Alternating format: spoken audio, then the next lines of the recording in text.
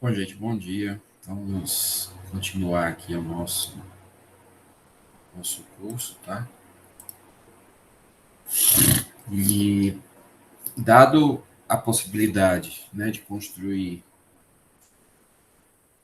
as equações de restrição, tá? Na aula passada a gente iniciou a construção de um sistema, tá certo? Obtivemos as equações de restrição e a partir dessas equações nós conseguimos fazer três análises, né? A análise de posição, análise de velocidade e análise de aceleração. Tá? Com isso, nós precisamos resolver, né? Resolver de forma numérica as equações. Tá? Então, só para refrescar aqui a memória da gente,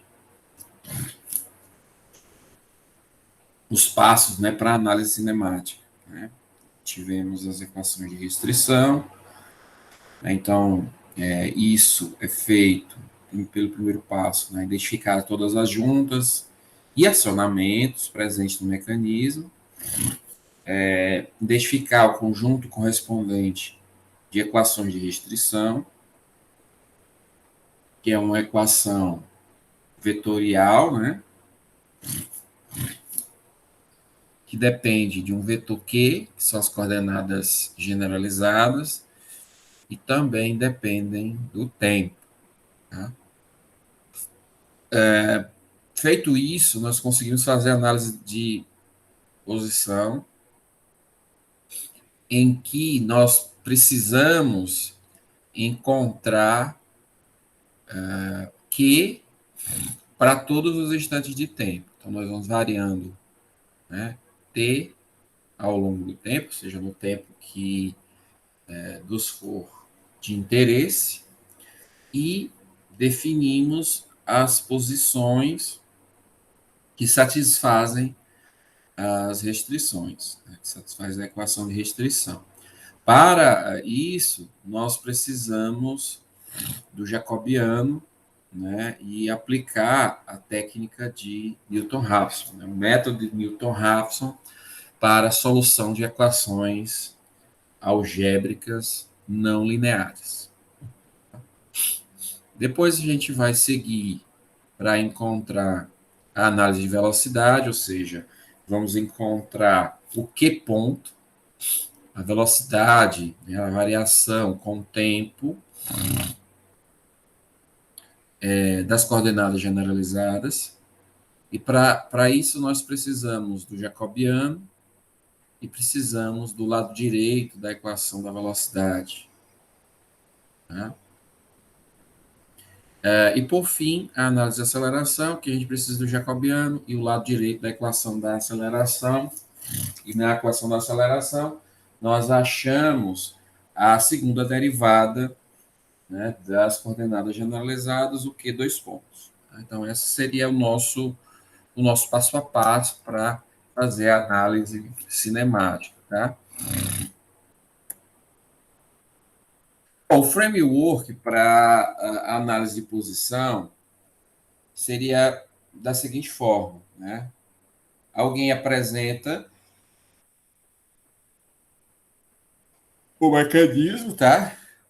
Então a gente seleciona um conjunto de coordenadas generalizadas, conjunto que vai univocamente representar as posições, né, do nosso sistema ao longo do tempo, um conjunto de coordenadas generalizadas, e eu posso representar da seguinte forma, né, como x1, y1, φ1, x2, y2, x2 e assim por diante, assim até ter um número para todos os corpos do nosso sistema, multicorpos.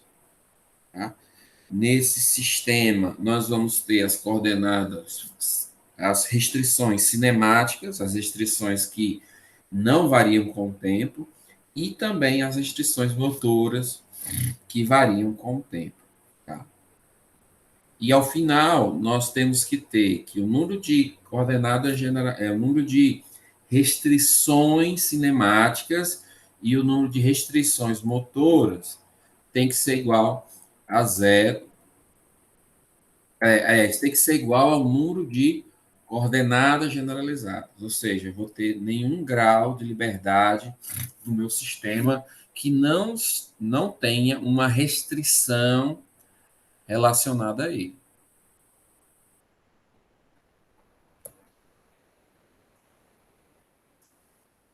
Bom, então dessa forma, eu monto uma equação de restrição que vai ter uma parte formada pelas restrições cinemáticas e a outra parte formada pelas restrições motoras. As restrições motoras existem para variarem com o tempo e, dessa forma, nós termos movimento no nosso sistema. Né? Essas restrições vão estar variando com o tempo.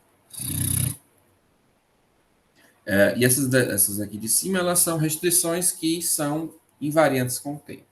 A ideia é a seguinte: eu vou pegar um tempo de interesse e encontrar o vetor Q, certo? Então, eu substituo no sistema de equação o tempo de interesse e resolvo um sistema não linear de equações. Né? Por exemplo, no instante t igual a zero, eu vou lá e resolvo o sistema de equações para encontrar quem é Q em t igual a zero. Incremento o tempo num determinado incremento ΔT. Aí resolvo novamente o meu sistema de equações. Né? E assim sucessivamente. Tá? Eu vou incrementando o tempo e encontrando o que no nosso sistema de equações não lineares, usando a técnica de Newton-Raphson. Tá? Aí a gente para quando alcança o tempo final. Eu digo que eu quero saber como é que se comporta o meu mecanismo no espaço de tempo de 0 até 10 segundos. Né? Então, eu vou incrementando o tempo até chegar a esses 10 segundos e, ao final, eu vou ter o vetor Q variando ao longo do tempo. Tá? Algumas restrições é que nós vamos precisar fazer com que esse ΔT seja suficientemente pequeno para que eu consiga ter uma boa convergência. Em seguida, eu vou ensinar, né, como escolher bem esse cara. Não é assim uma regra, não é uma regra, é uma boa prática, né, uma boa dica, né, que seria nessa faixa de valores aqui. Né? Porque na técnica de Newton-Raphson, eu vou precisar chutar, dizer uma estimativa inicial para o valor Q, valor de Q. Uma estimativa inicial e o método se encarrega de uma convergência para o valor real. Para nós, né, é fácil, por exemplo, utilizar para o instante atual, que eu estou interessado, o instante anterior. Né? O valor de Q no instante anterior, eu uso como uma previsão, né, de quanto seria o vetor Q. Certo? Então, a variação de tempo de um instante para outro não pode ser muito grande para essa estimativa ser uma boa estimativa. Se eu colocar um valor de tempo, um incremento de tempo muito grande, pode ser que nesse intervalo de tempo, esse ΔT muito grande, o vetor Q ele varie de forma considerável e eu parta de um valor de Q, um valor inicial, que não vai convergir, certo? É preocupante o primeiro instante, né? No instante T0, eu não tenho um instante anterior para fazer a minha estimativa do valor de Q. Então, isso é problemático, certo? Então, nós precisamos encontrar outras formas de fazer a estimativa inicial para a posição. Geralmente, eu uso para os nossos mecanismos, eu utilizo uma resposta gráfica para a solução. Eu monto o mecanismo na condição inicial e obtenho, portanto, as coordenadas a partir de um desenho, um esquemático. E aí eu tenho uma estimativa muito boa do valor de Q no instante inicial, certo? Quando eu for calcular o próximo, eu já tenho essa estimativa do valor de Q, que é uma estimativa inicial que o método de Newton-Raphson vai fazer a gente convergir. Por isso é uma dica, né, uma instrução que utilizem valores no máximo 0,001. Tá? Vai depender muito do mecanismo que vocês estão trabalhando, das equações de restrição para esse mecanismo, né, do grau de não linearidade que existe. Bom, então, esse valor pode modificar, tá? Pode ser um valor maior e eu trabalho com incremento de tempo maior, tá certo? Mas essa é uma dica importante.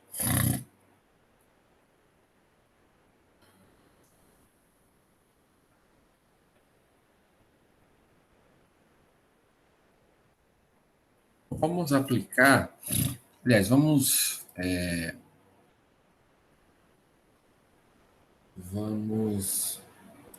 dar uma olhada como é que funciona o método de Newton-Raphson, tá? Como é que ele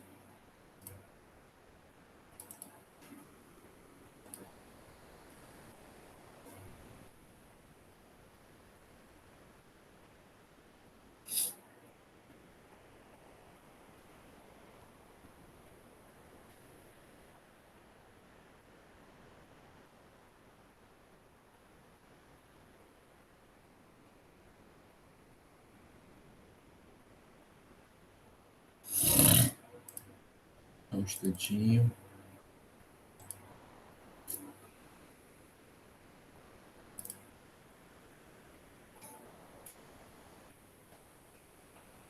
Opa, não é esse aqui.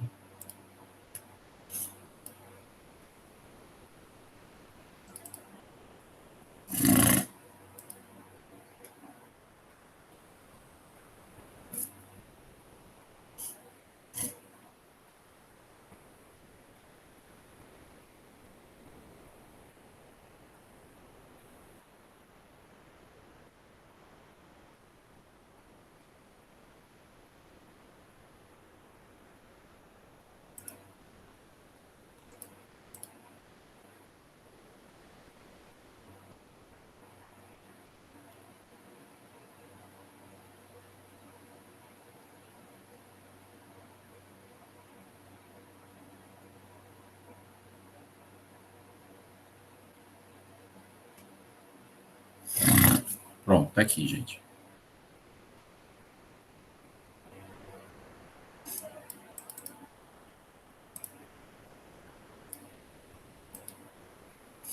Então, o método de Newton-Raphson é um método para que a gente consiga resolver sistemas de equações não lineares, tá? Que é o nosso caso. Então, é o método mais importante em análise cinemática, tá? É implementado em todos os sistemas de dinâmica multicorpos, incluindo Adams e Recordine, o próprio NX Motion, certo? Então, todos eles utilizam esse método para que resolva as equações não lineares, tá? E em todas as análises, tá? Não só na cinemática, também na análise dinâmica e também na análise de equilíbrio. Tá? Então, o problema que é posto é que a gente consiga resolver equações não lineares, né? Equações não lineares significa algo como isso aqui, ó, raiz de x menos seno de x é igual a zero. Quem é x aqui? Eu não consigo, por exemplo, x fica igual a, se eu fosse desenvolver, né? Seria x igual a seno de x ao quadrado. Né? Então, é algo não linear.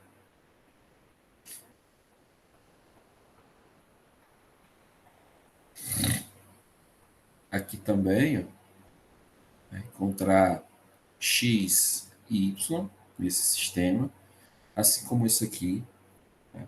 Então, eu não consigo resolver de forma fechada, não consigo encontrar uma solução, por exemplo, substituindo x na equação, a partir dessa, substituindo essa daqui, encontraria y. Né? Não consigo fazer essas eliminações que costumeiramente nós fazemos. Tá? Então, a ideia, portanto, é encontrar a solução de maneira iterativa, de uma maneira numérica. Então, encontre a solução x asterisco da equação f de x igual a zero, assumindo a função f, né, de R em R, é duas vezes diferenciável. Tá? No exemplo dos slides anteriores, é que f de x é igual a raiz de x menos seno de x. Então, como é que eu encontro esse cara? Então, vai ser duas vezes diferenciável. Eu quero encontrar o x, que quando eu substituir nessa expressão, f de x vai ser igual a zero. Bom, o que eu posso fazer é dar uma interpretação geométrica a vocês, né? Então, imagine que eu tenho o gráfico, né, daquela função e eu vou ter um valor de x, que eu não sei quanto é, e quando eu substituir, ele vai tocar aqui o eixo horizontal, ou seja, o f de x é igual a zero. Né? Mas eu posso pensar essa problemática de forma iterativa. Tá? Imagina que eu tenha um x inicial, certo? Com esse x inicial, eu tenho f de x inicial. Né? E posso, com esse valor de x e o valor da derivada de f de x, que vai me dar a curva tangente, né, o coeficiente angular da reta tangente ao gráfico em x igual de x0. Então, eu tenho essa reta aqui. Ó. Só o coeficiente angular dela. Eu tenho f, f' de x0. Né? Eu posso utilizar esse coeficiente angular para obter uma reta, e essa reta vai fazer com que eu force esse termo, aliás, eu force esse termo aqui, ó, y igual a zero, e dessa forma eu chego a encontrar quem é o x quando y é igual a zero, ou seja, o momento em que a reta toca o eixo horizontal. Quando a reta toca o eixo horizontal, eu tenho um novo valor de x, que eu vou chamar de x1. E, de novo, eu consigo saber quem é f de x1, consigo, como eu tenho o valor da derivada, eu posso encontrar uma nova reta tangente ao gráfico e forço para que o y seja igual a zero, e aí eu encontro o x que toca o eixo horizontal, encontrando um novo valor x2, né? Com esse valor de x2, eu encontro f de x2 e também a derivada, né, de f de x em x2. Com esse valor, eu acho uma reta, né? Uma reta. Basicamente, para encontrar essa reta tangente, eu preciso de quê? Eu preciso de dois valores de y, dois valores de x, né? E da derivada, né? O coeficiente angular. Então, eu posso dizer que o coeficiente angular é a tangente, né, a esse triângulo aqui, ó. É o cateto oposto, esse cateto oposto, vai ser y, né, menos f de x0, então pode ser um y qualquer, menos,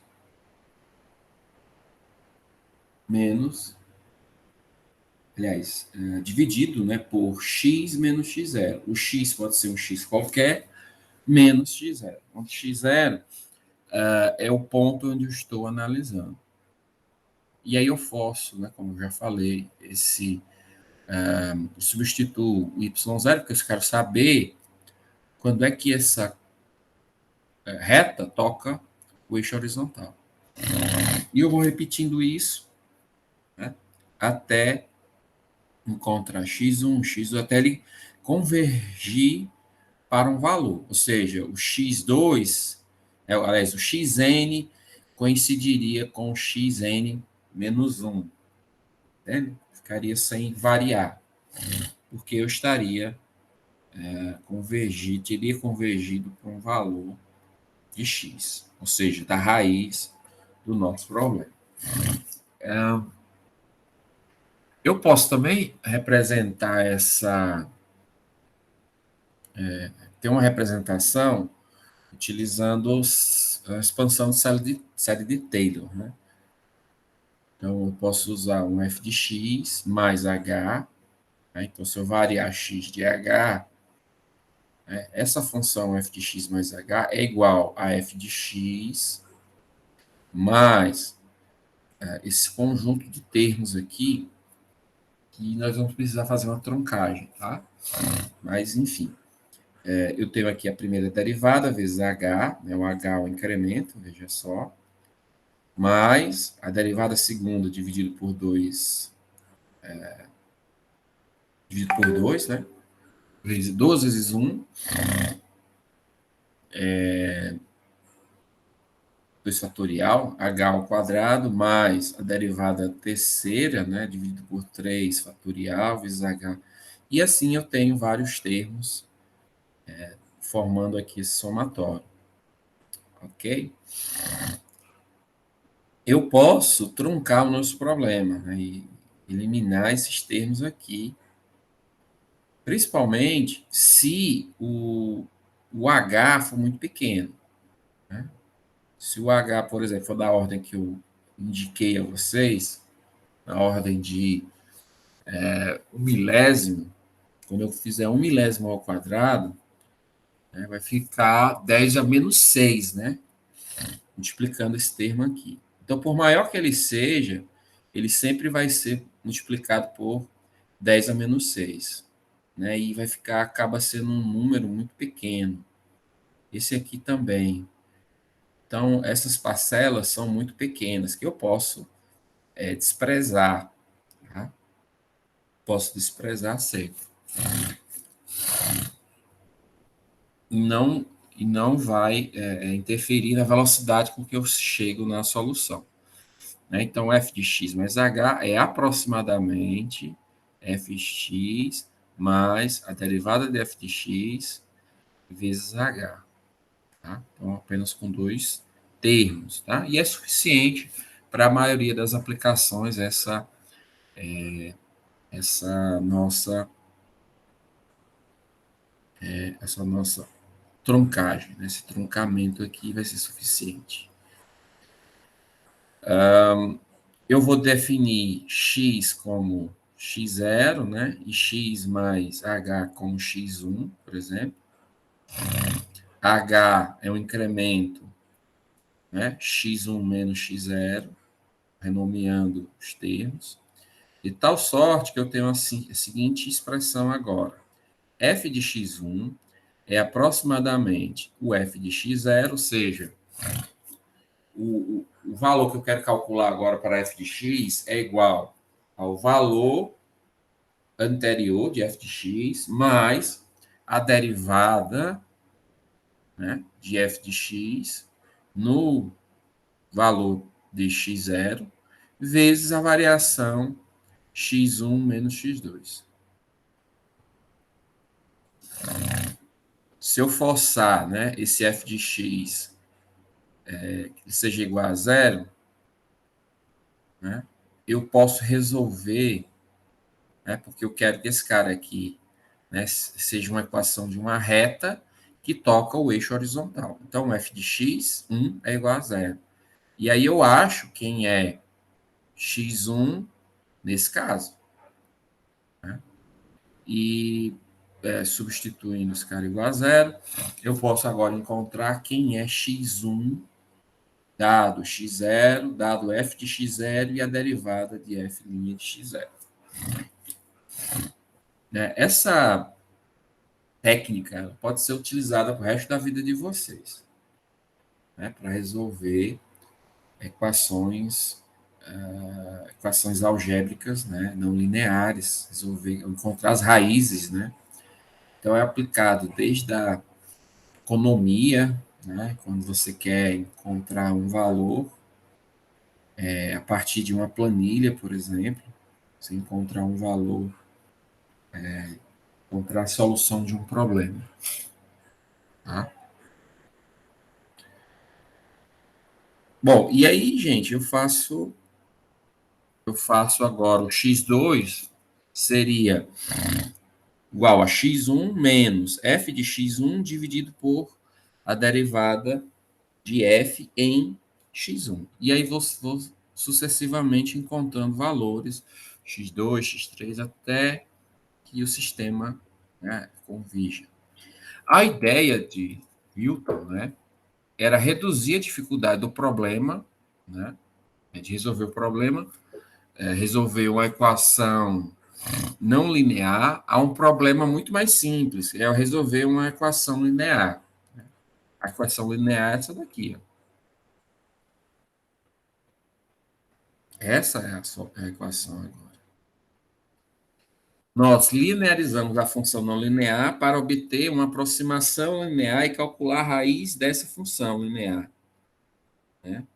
E obter a raiz a partir de aproximações sucessivas. Tá? A derivação usando a série de Taylor mostra que os termos ignorados durante a aproximação são da ordem h ao quadrado. Então, à medida que eu vou diminuindo o valor de h, eu vou reduzindo o erro, né, que eu tenho nessas aproximações sucessivas. Tá? Isso pode ser usado, não é o nosso objetivo, tá bom? Seria para aqueles que vão pesquisar métodos numéricos, ou vão usar isso mais a fundo, fazer uma disciplina voltada para isso, por exemplo, um mestrado, doutorado, que a convergência é quadrática. Tá?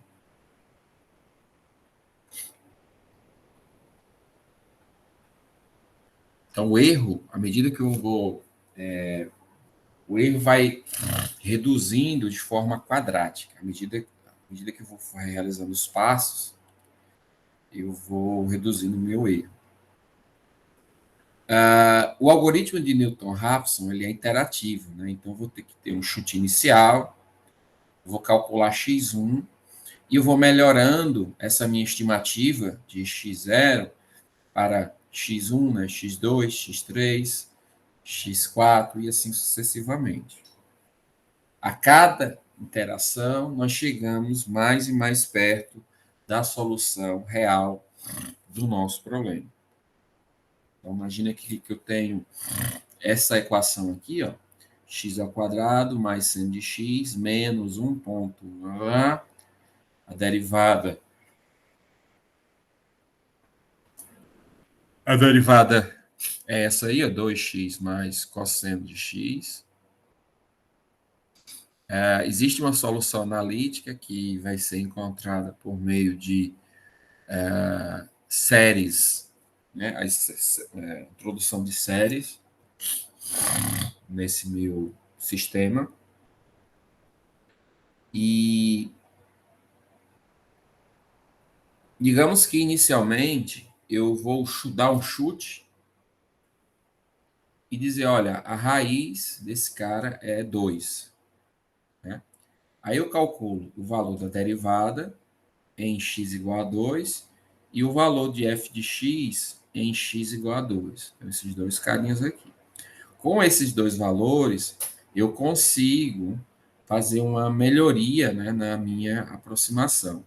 Então, o valor anterior, né, é 2, e aí eu vou melhorar essa estimativa dividindo, né, dividindo a f de x pela derivada de f de x. E aí eu tenho aqui o nosso erro, né? Vou ter um erro por ter feito essa estimativa inicial. Tá? Logicamente, esse erro ainda contém um erro, essa estimativa de erro aqui, essa correção, e eu chego no valor de 1,14399. Com esse valor, eu consigo encontrar a derivada de f de x como sendo 2,7 e a própria f de x como sendo 0,377. Né? Com esses dois valores, eu vou conseguir melhorar esse valor aqui. Né? Vou dividir esse por esse e vou alterar o valor que foi obtido no passo anterior, que vai ficar 1,00426. Né? Esse valor eu calculo de novo a derivada, calculo f de x e eles vão servir para melhorar essa estimativa. Né? A estimativa anterior é corrigida novamente, né? A partir de quem? Esse valor dividido por esse. E aí eu chego no valor de 1, né? Com 5 casas decimais. Né? Alguns detalhes a mostrar. Né? A derivada ela não tem um significado, vai diminuindo, né? Não vai aumentando. Mas você vai vendo que f de x ele vai reduzindo. Por quê? Porque eu estou me aproximando da raiz, né, do problema. O valor que, quando eu substituo na f de x, vai me dar o valor igual a zero, né, que é uma solução da equação. Então, esse termo aqui, ó, ele vai convergindo para zero, né, a cada interação. Certo? Então, eu vou ter esse comportamento.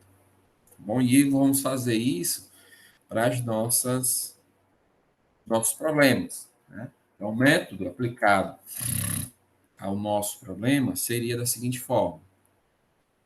Eu tenho um conjunto de equações, né, que é a nossa equação de restrição. Com essa equação de restrição, que, que é função de Q, função de T, nós vamos encontrar um Q asterisco, tá certo? Pertencente ao Rn, tal que, né, tal que quando eu substituo esse Q asterisco na equação, né, ela respeita a equação de restrição. E, portanto, vai ser igual a zero, né, para um valor fixo de tempo. Então, eu vou fazer isso para cada instante de tempo particular que eu tenho. Então, se eu tiver vários instantes de tempo de interesse, eu vou resolver essa equação algébrica essas várias vezes. Para cada instante de tempo de interesse, eu vou resolver, vou aplicar o método de Newton-Raphson e eu vou ter uma solução para aquele instante de tempo, uma convergência para aquele instante ali. Bom, bom, para o nosso caso, o algoritmo se torna isso aqui, ó, o Q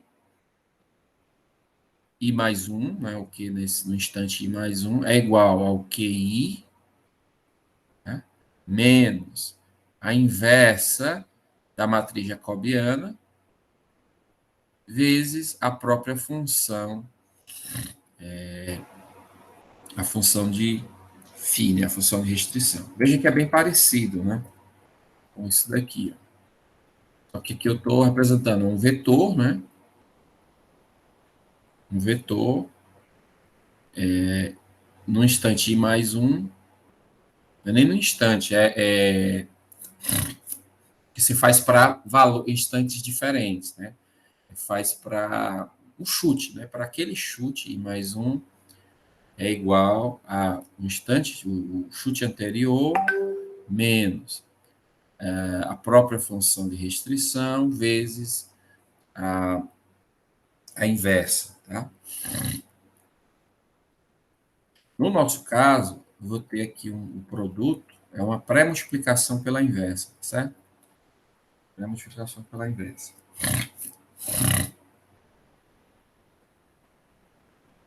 Ok?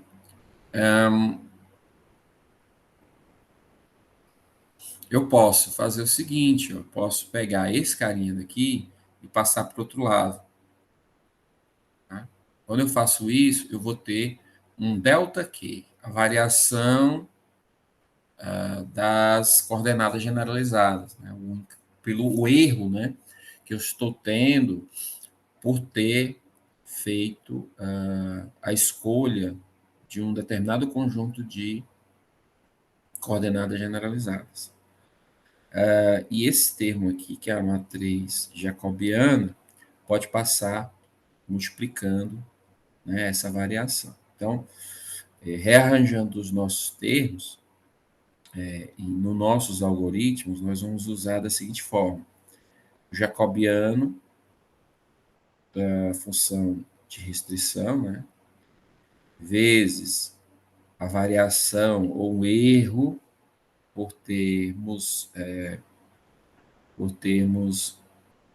escolhido uma determinado Q é igual a menos a essa função de restrição. Tá?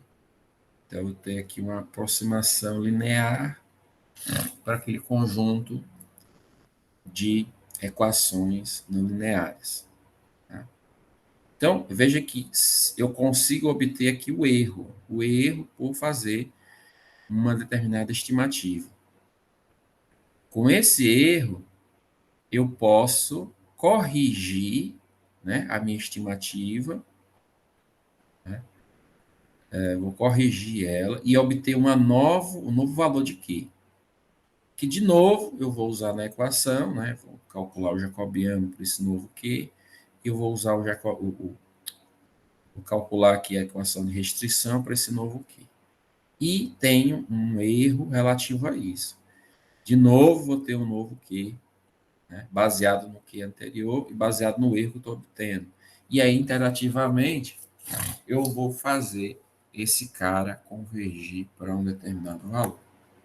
Tá? Então, imagina que eu tenho esse problema aqui, né, que é resolver esse sistema de equações, tá bom?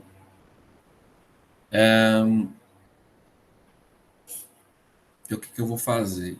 Eu vou fornecer, inicialmente, como um chute inicial, o x igual a 1 e o y igual a 0. Tá? Essa linha aqui vai só imprimir na minha tela, né, esses dois valores. Eu vou fazer N e T iterações, vou fazer 6 iterações, certo? E eu vou usar o for, né? Uma construção aqui, tipo for, um laço for, da interação de ser igual a 1 até NIT. Então, ele vai ser o meu contador para fazer as interações. A residual, para mim, vai ser a equação de restrição. Eu vou substituir na equação de restrição os valores de x, né, e de y. Então, vou pegar aqui esses caras aqui, 1 e 0, vou substituir aqui e vou encontrar o que a gente chama de residual, né, que é o valor da função para aqueles valores chutados. Calculo jacobiano, né, para esses valores e encontro a correção. O que é a correção? É o residual vezes, né, pré-multiplicando pelo jacobiano. Tá? E aí eu vou encontrar um valor, uma correção. E aí eu corrijo x e y, né, pelos valores dessa correção aqui. Ora, com novos valores de x e y, eu calculo, né, digamos assim, agora eu vou estar já nosso segundo passo, ok? E aí encontro residual, encontro jacobiano, vou corrigir x e y e faço isso 6 vezes, né, no primeiro instante. O x igual a 1, y igual a 0, é a minha estimativa inicial. Depois, dentro do laço, essa estimativa vai se alterando continuamente, né, até chegar ao valor de NIT igual a 6, ou seja, 6 interações. E veja como é que é o comportamento desse cara. Né? Eu disse que x igual a 1 e o y igual a 0. Na primeira interação, eu fiz algumas correções, ó, o algoritmo faz algumas correções, 1,61.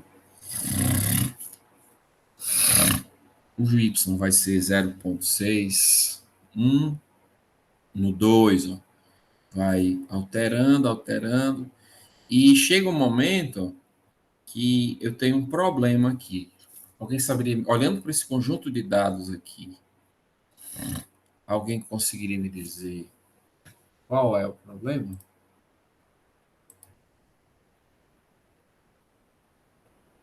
Ninguém?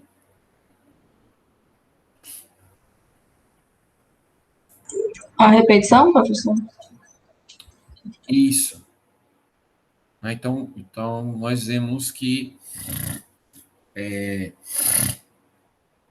na quarta interação, a partir da quarta interação, nós não temos mais variação da raiz. Então significa que ele convergiu, né, para um valor. Isso significa que a gente não chegou na solução e não precisaríamos fazer a interação 5 e a interação 6. Correto? Porque a gente já chegou aqui. Ó. Foi só perda de tempo. Logicamente que para um algoritmo desse, né, um problema desse, esse tempo aqui é muito pequeno. Mas para problemas maiores, possa ser que a gente tenha aí envolvido em cada interação dessa, tem alguns minutos. Né? E dessa forma, é prejudicial deixar nosso algoritmo, né, de Nilsson-Rapson, desse formato aqui. Então, vocês teriam alguma sugestão para fazer de como a gente melhoraríamos esse cara? Eu tenho o meu, né, que eu utilizo, mas eu sempre busco instigar os estudantes a melhorar esse meu algoritmo, deixá-lo mais, deixá-lo melhor. Para as nossas aulas e minha pesquisa, ele é suficiente. Bom, agora a gente vai fazer um exemplo, pessoal, um exemplo mais ligado a sistemas mecânicos, tá certo? Então, eu tenho esse sistema aí, em que eu tenho apenas 3 coordenadas generalizadas para caracterizar aqui esse sistema. Eu preciso saber essa posição aqui, ó, e o ângulo dessa barra. Se eu souber essas 3 coordenadas, eu vou conseguir saber a configuração do nosso mecanismo a todo instante. Tá? Veja que, nesse caso, eu fiz as equações de restrição como sendo Q1 mais... eu utilizei toda aquelas nossas ferramentas para obtenção das equações de restrição, tá certo? E cheguei a essas equações aqui. Então, não vou apresentar aquele passo a passo, porque, ao final, o que a gente quer ver? Nós queremos ver a aplicação do método no método. Tá? Então, entendam que essas equações já foram obtidas nesse formato. Tenho como obter o jacobiano, certo? Veja aqui que Q1 é x2, Q2 é y2 e o Q3 é o φ3, tá certo? Estou só representando para serem componentes de Q, né? Componentes do vetor Q. Componente 1, componente 2, componente 3. E o jacobiano vai ter esse formato. Vou sugerir como instante inicial,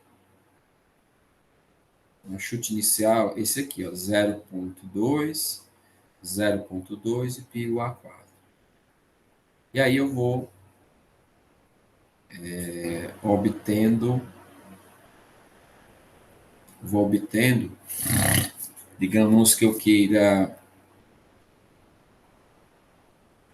encontrar a configuração do nosso sistema no instante t igual a 0. Então, eu vou chutar esse valor como sendo o chute inicial e vou, por exemplo, quando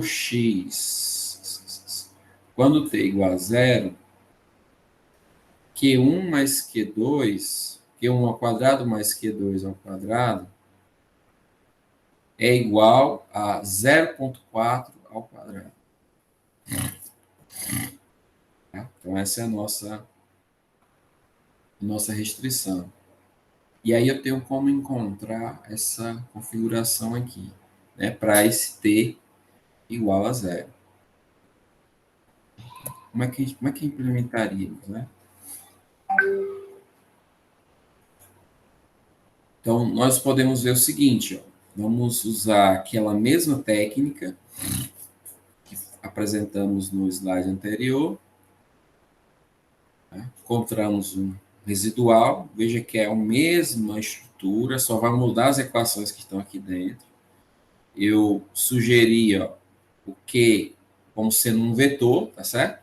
E aí é melhor trabalhar assim do que você trabalhar com as coordenadas de forma individualizada, certo? Trabalhar vetorialmente. Então, defino Q, 0,2, 0,2, π sobre 4. Então, esse é meu chute inicial quando t igual a 0. Eu faço agora para a interação I de 1 a 5, cálculo residual, vou pegar aqui, ó, o t igual a 0, né? E o Q, né? E aí eu vou substituindo, Q3, π sobre 4, né?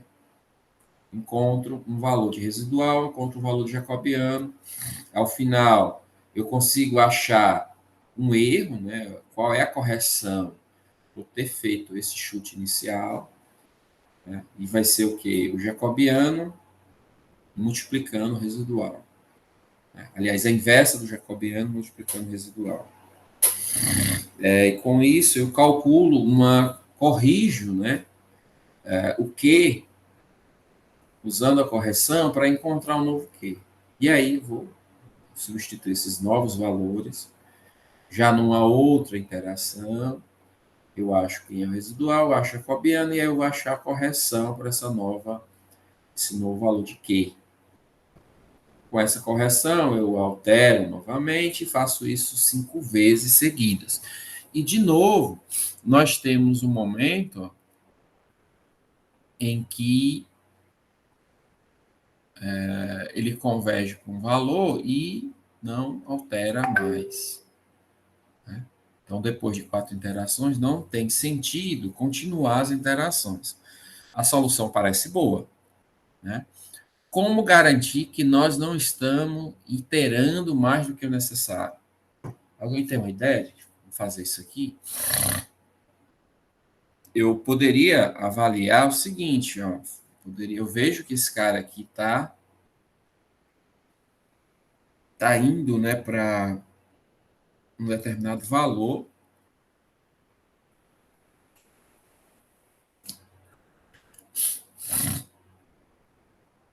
indo para um determinado valor, né? Mas a minha ideia é usar a própria correção, né? Para esse cara não estar variando mais, né? E eu estou corrigindo ele, ó, que está aqui. Eu estou sempre corrigindo ele pela correção. Se e o que não está mais variando, significa que essa correção é um vetor que tem componentes muito pequenas, né? Porque não está variando quase. Estou fazendo as interações aqui já na quinta interação, né? Essas componentes já não nos servem mais, elas são muito pequenas. Então, o que a gente vai fazer? A gente vai usar uma outra técnica, a gente vai chamar um while norm correction maior do que a tolerância. Ou seja, enquanto esse valor aqui for maior que uma tolerância, a tolerância eu vou chamar de 10 a menos 8, a norm correction vou dizer que é igual a 1 inicialmente, e o contador IT é igual a 0. E aí, enquanto esse norm correction, né, valor que eu estou dizendo que é igual a 1, for maior do que a tolerância, eu vou ficar realizando aqui esse nosso procedimento. Tá? Vou ficar incrementando um contador, que é essa iteração, residual, né? E o jacobiano, vou ficar calculando esses caras, veja que é o mesmo valor anterior, e o t igual a 0, é o mesmo chute inicial.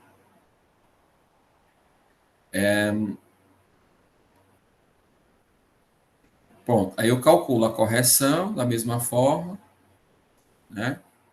Corrijo o que baseado nessa correção, e eu vou avaliar agora a norm correction. Vou calcular a norma de um vetor, é como se eu estivesse calculando a intensidade de um vetor n-dimensional, pego todas as componentes, elevo ao quadrado, tiro a raiz. Então, temos aí a norma de um vetor n-dimensional, pode ter 3, 4, enfim, quantas componentes eu queira. E esse cara, né, eu vou agora utilizá-lo para verificar se ele ainda é maior do que a tolerância definida. Beleza, é menor, é maior. Então, eu aplico novamente o procedimento e vou calcular uma nova norma. Aí vou ficar fazendo isso até que essa norma seja menor do que a tolerância. Quando for menor, eu vou parar. Né? O while não segue. E aí eu finalizo o meu algoritmo.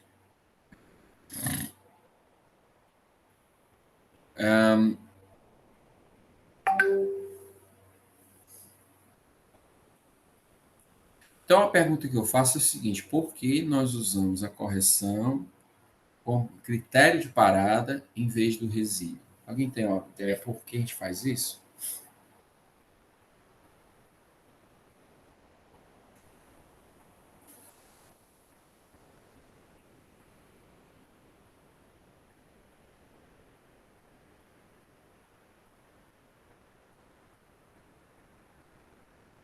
Ninguém sabe. Vocês já viram métodos numéricos na PCT? Eu ainda não. Nunca viram métodos numéricos? Ah, gente. Ó, então, o que está acontecendo aqui? Ó? Eu tenho a correção. Eu tenho a correção, tá certo? E a correção está convergindo para quem? Para zero. Então, a gente vai usar ela. Eu sei que eu vou estar convergindo para zero, né? É o meu. Eu estou convergindo para zero e já é esperado que ele vá para zero. Entretanto, o residual, né, também está convergindo para zero, tá certo? Só que digamos que ele tem uma convergência mais lenta, tá? Convergência mais lenta do que eu pegar aqui um vetor, elevar ao quadrado e tirar a raiz. Outra coisa que é importante é que eu estou condensando todo esse comportamento num único valor, né? Na norma do vetor. Então, com isso eu vou garantir um melhor, melhor acompanhamento desse comportamento numérico.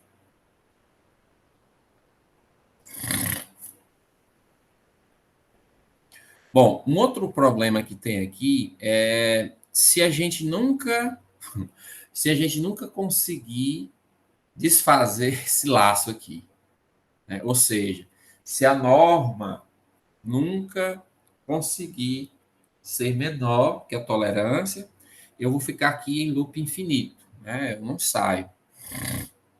Isso é prejudicial. Então a gente tem que prever isso no nosso algoritmo. Para isso, eu vou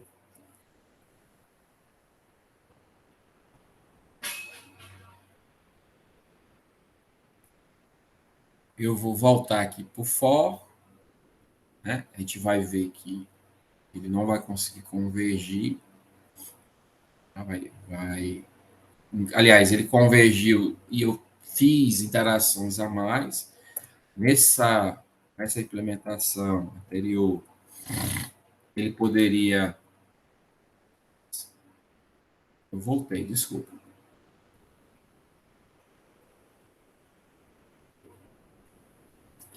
É isso aqui. Estava no slide errado. Eu vou definir agora, pessoal, além da norma, tá? E da tolerância, eu vou definir um número máximo de interações. Certo? E eu vou colocar aqui uma condição de parada. Veja que eu estou melhorando o nosso algoritmo. E eu vou usar aqui o for, vai da iteração número 1 até o máximo número de interações. Então, já estou definindo qual é o número máximo de interações. 20, certo? 20 é o máximo. E o mínimo, né, que eu vou ter é se convergir, se chegar a um valor que é interessante para mim.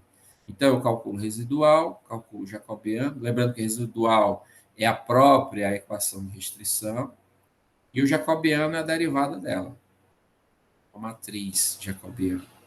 Calcula a correção, de novo, né, a inversa do jacobiano vezes o residual, e calcula a norma da correção, né, para verificar o quão significativo é essa correção para a estimativa que eu estou fazendo aqui no meu passo, da minha iteração. Corrijo o que por essa correção, beleza? E aí isso aqui é só para plotar na tela, vou mostrar isso aqui. E aí, se a norma da correção for menor ou igual à tolerância, eu vou parar. Então, eu tenho duas condições, né, aqui. eu tenho uma condição máxima, se não convergir, eu vou ter no máximo 20 iterações. Ou se convergir, né, e o critério de convergência está estabelecido aqui, que a norma da correção seja menor ou igual à tolerância. Eu vou parar. Então, esse é o nosso algoritmo aqui, melhorado, né? E aí eu sempre coloco para os estudantes melhores maneiras, né, de resolver, né, um outro algoritmo e poderíamos utilizar aqui para melhorar essa técnica aqui que eu utilizo. Bom, para melhorar mais ainda, né, e deixar isso cara mais, digamos, sistematizado, e eu geralmente defino meu código de análise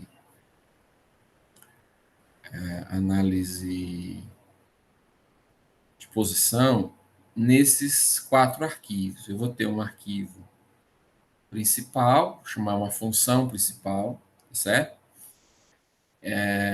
Essa função vai chamar a condição inicial, e aqui dentro eu vou poder definir qual é a condição inicial, vou poder fazer eu posso só colocar os valores, eu posso calcular a condição inicial, né? E aí eu chamo essa função para definir o vetor Q no instante inicial, certo?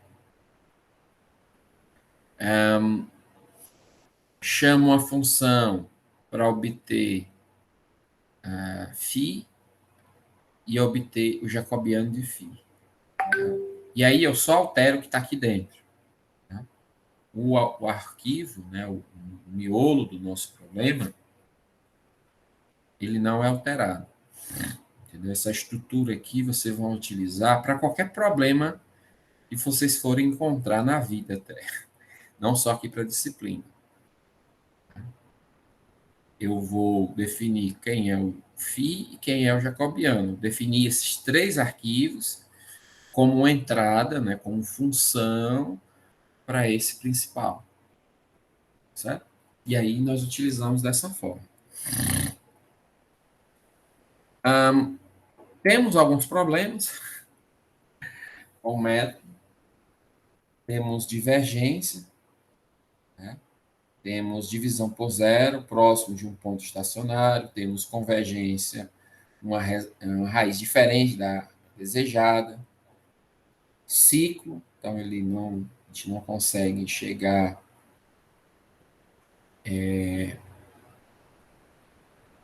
numa solução, ela vai ficar oscilando, e a degradação da taxa de convergência, se o jacobiano está próximo de ser ser singular na raiz.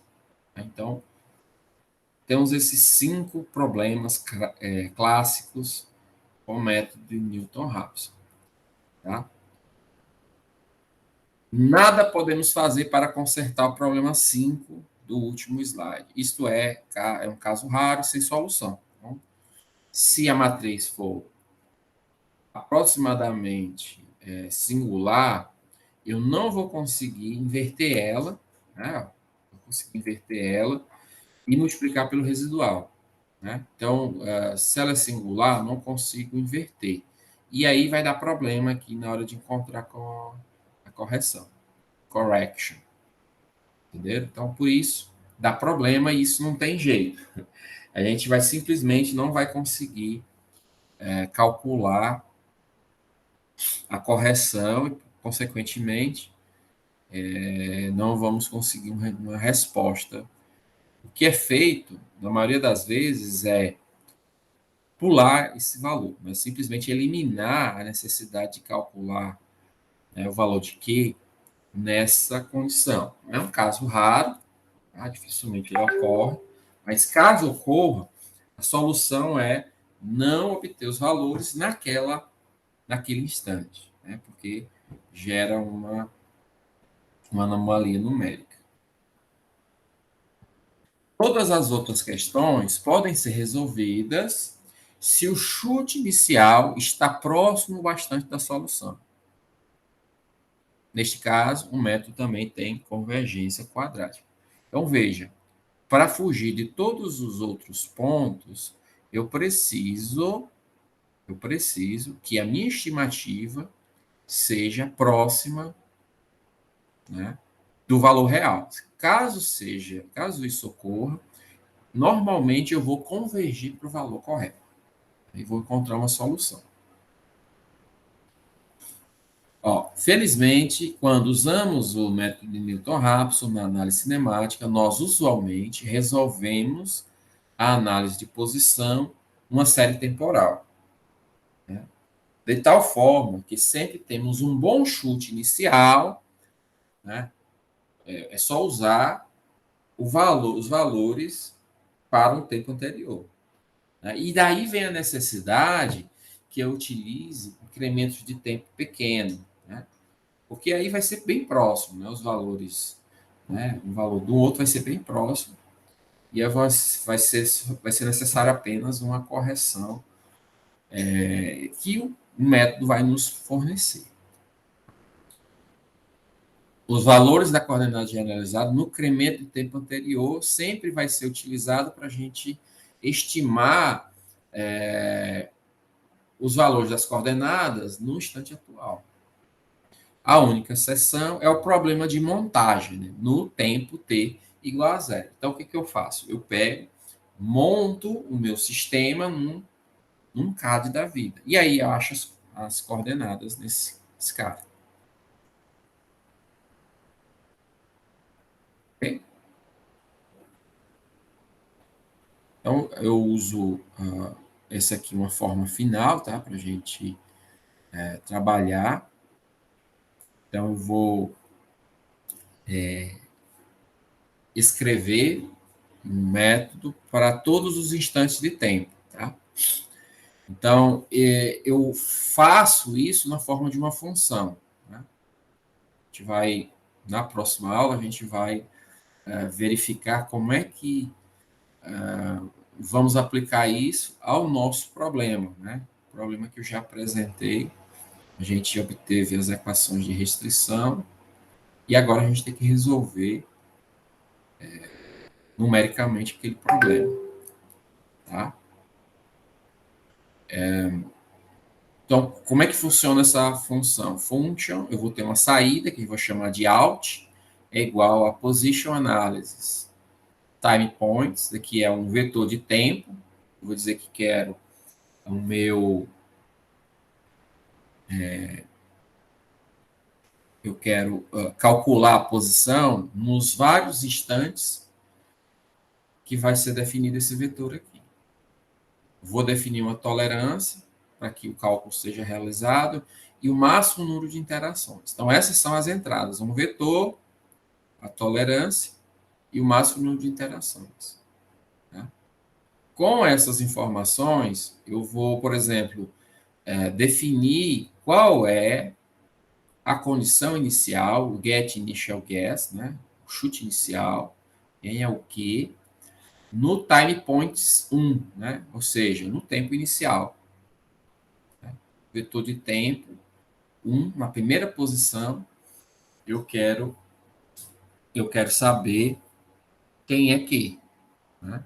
Então, para a gente, eu poderia ter uma função no tempo, definisse quem é que, e aí eu estou substituindo esse tempo para fazer o cálculo. Tá? Ou, dentro da função, eu só já defino quem são esses valores. E aí eu defino quem é que. Tá? Fica ao critério, né, do cliente. Nesse caso agora, surge essa matriz aqui. Essa matriz, ela vai alocar os resultados. Então, deixa eu só deixar claro uma coisa.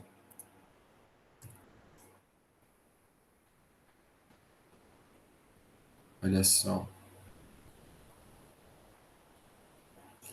À medida que a gente for calculando, né, eu tenho, vou colocar aqui assim, ó, eu tenho um instante, né, de 0,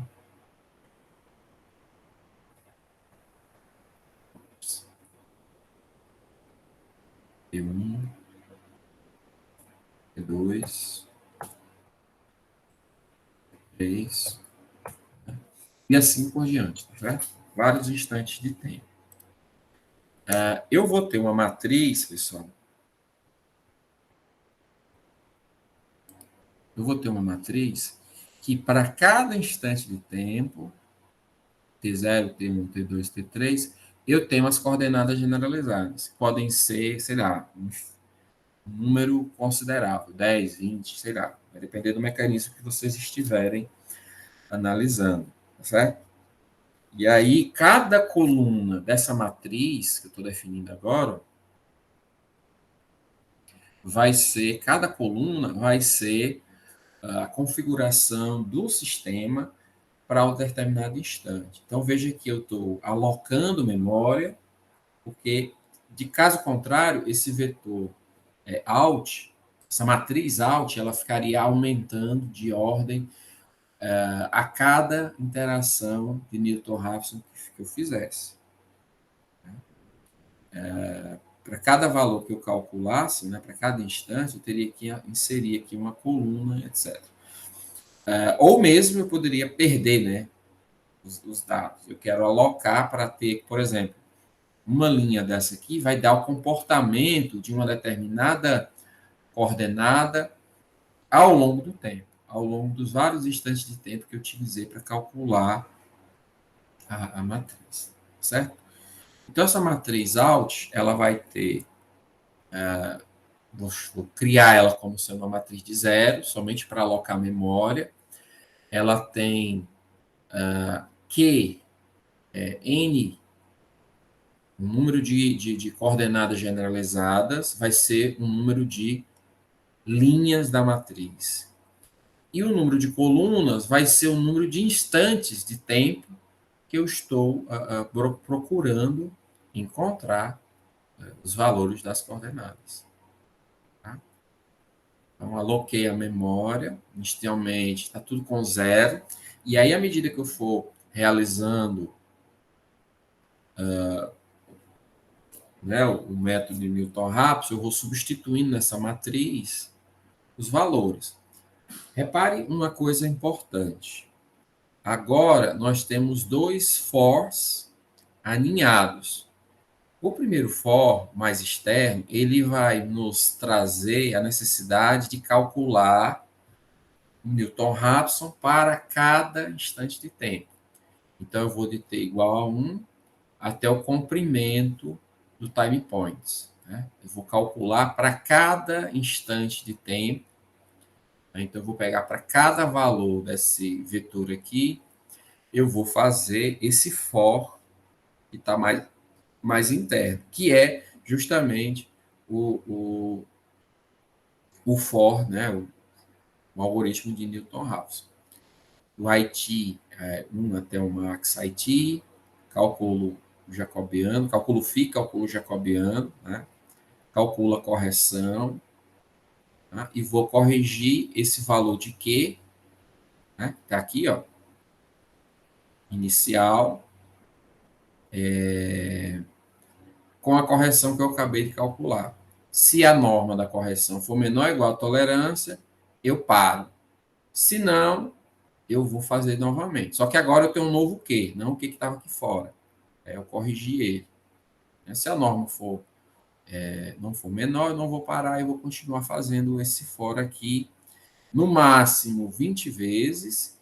Caso exista convergência, eu vou parar, né, antes desses 20.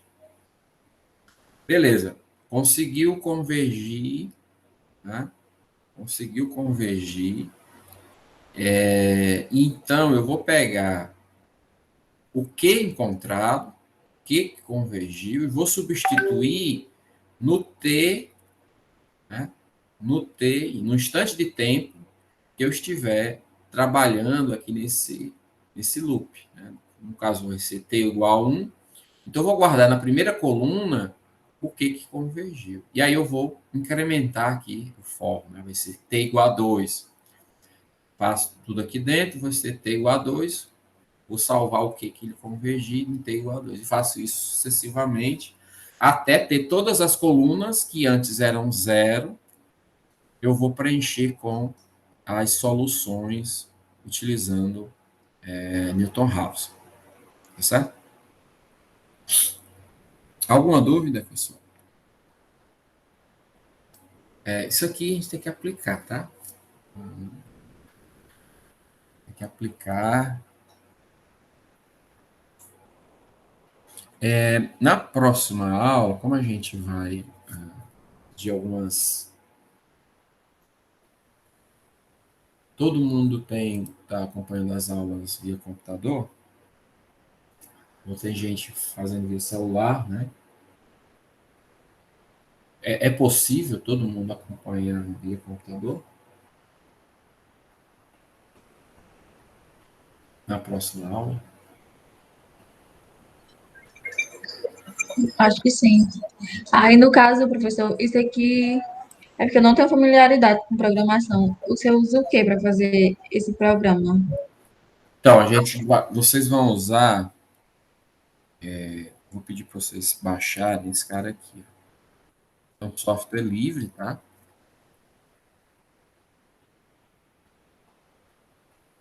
Então, baixar esse cara aqui. Ele tem a mesma linguagem que eu já apresentei aqui, que é próximo do MATLAB, tá? Eu penso em mudar isso para Python, mas aí não tive ainda o tempo necessário para fazer essas modificações. Tá? Essas alterações, fico protelando, mas aí é um software livre, tá? E assim a gente vai precisar basicamente dessas bibliotecas. Eu vou tentar implementar. Já está tudo implementado em MATLAB, né? Mas eu quero fazer com que vocês utilizem esse cara, que é livre, não vai precisar pagar licença. Apenas que alguém queira fazer uma doação aos desenvolvedores, mas isso aí é de cada um, certo? Então baixem esse software, instalem ele e a gente vai trabalhar com ele na próxima aula, tá? Então basicamente a gente vai pegar aquele problema,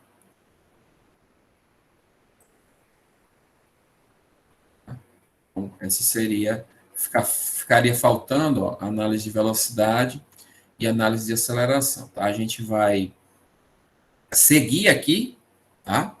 Na próxima aula a gente vai fazer análise de posição usando o método de Newton-Raphson.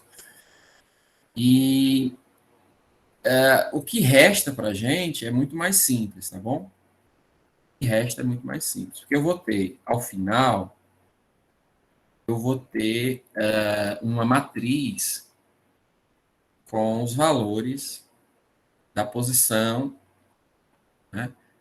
Cada coluna dessa aqui vai ser as posições e orientações dos vários corpos para cada instante de tempo que eu queira, né? Então, vou colocar dessa forma assim, ó.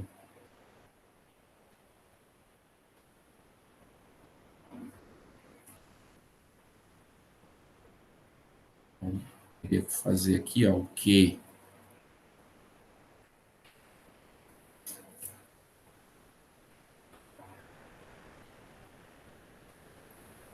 representar a forma de uma matriz, certo? Esses componentes que estão aqui dentro, ali assim, ó. Aqui eu teria um Q zero, tá certo? Só que aqui é um vetor, tá bom? Aqui seria o Q1.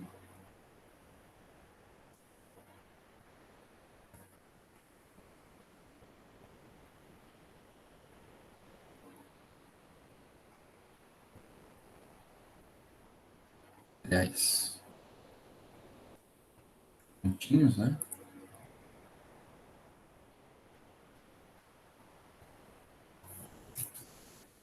Teria o Q.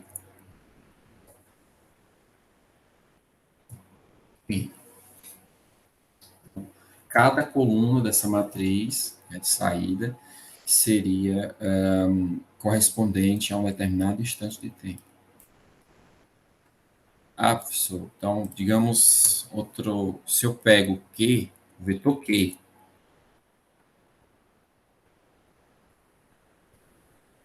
ele é formado, digamos, por somente 3 componentes, um corpo só, digamos. Eu tenho X, Y e Φ.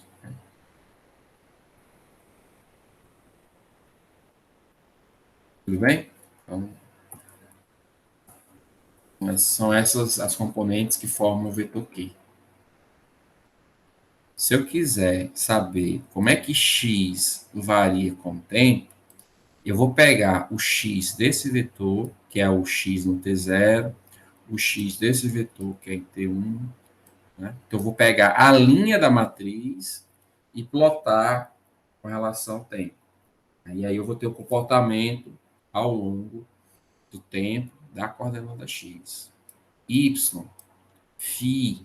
Né? Então, é só para vocês entenderem como é que a gente trabalha com essas matrizes aqui. Então, baseado nessa matriz, eu também vou poder saber quais são as coordenadas em cada instante de tempo.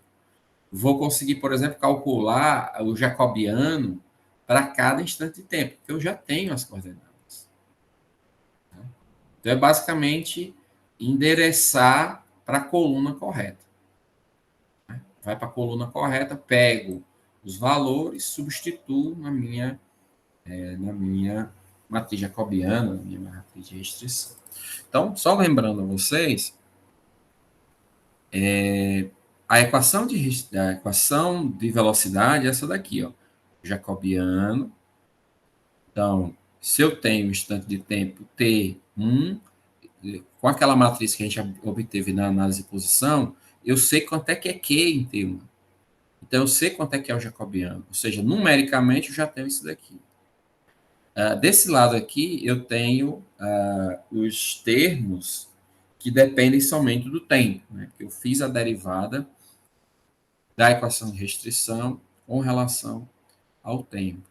Né? Ou, muitas vezes, isso aqui é igual a zero. Né? Mas, para fazer a nossa análise, pelo menos um termo desse vetor aqui, do lado direito da equação da velocidade, vai ter que ser diferente de zero. E aí eu inverto essa matriz, né? Pré-multiplico o nu e acho que ponto. Então, basicamente, é a solução de um sistema de equações linear, né? Onde a minha incógnita é o que ponto. Isso aqui é numérico, vários coeficientes, como está aqui, e esse daqui também é numérico.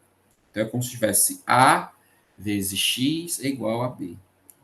Encontrar X seria inverter essa matriz, pré-multiplicar, né, em ambos os lados, aqui eu vou ter a identidade, aqui vai ficar a inversa, né, do jacobiano.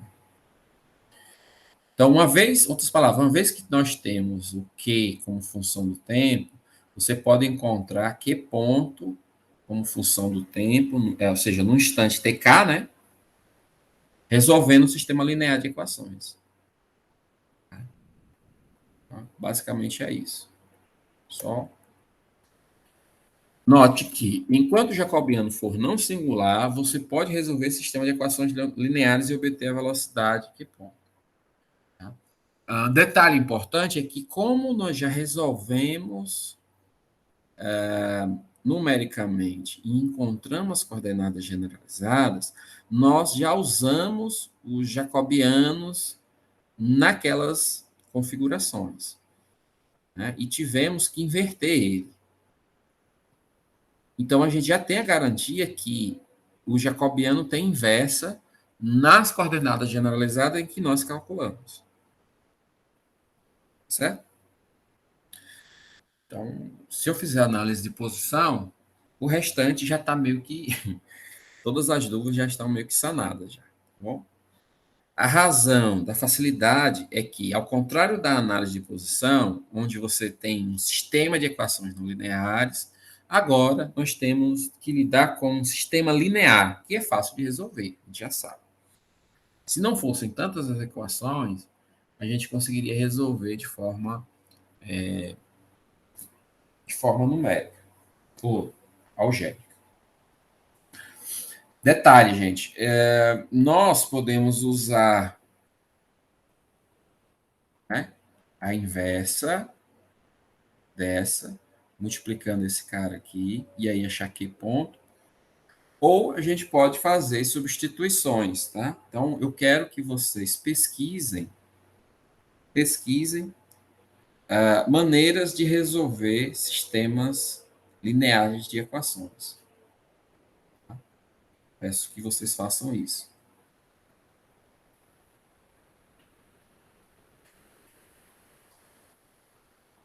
A análise de velocidade, ela tem que vir depois da análise de posição, tá certo? Necessariamente. E você está em uma nova configuração do mecanismo que está, que está analisando a velocidade. Bom, a análise da aceleração é semelhante, tá bom? Eu tenho Q e Q ponto. Q e Q ponto vai me ajudar a encontrar o jacobiano, que é função de Q em função do tempo, e o gama, né? Que é função das coordenadas, que é em função também de Q ponto. Tá? E aí eu acho esse gama e posso resolver o sistema linear para Q dois pontos. Okay? Esse cara aqui que é mais difícil de ser obtido, mas, né, numericamente, fica até mais fácil. É difícil obter quem é gama, né? Qual é a matriz? Vai ser uma matriz coluna que forma gama. Certo, pessoal? Então, com isso, a gente conclui a aula de hoje e ficamos na próxima aula de iniciar a implementação computacional, né, desses caras. Tá bom? Daquele problema que a gente já começou a fazer e já obtivemos a matriz de restrição e a matriz jacobiana. Tá bom? Agradeço a presença de todos, tenham todos uma boa semana.